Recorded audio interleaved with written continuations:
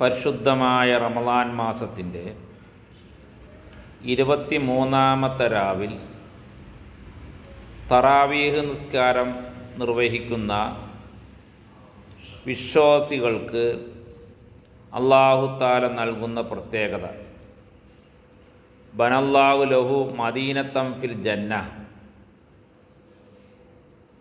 സ്വർഗീയ ലോകത്ത് ഒരു മഹാനഗരം അല്ലാഹു തആല വ്യക്തിക്ക് നിർമ്മിച്ചു കൊടുക്കുന്നു. ഒരു സ്മാർട്ട് സിറ്റി എന്ന് തന്നെ പറയാം.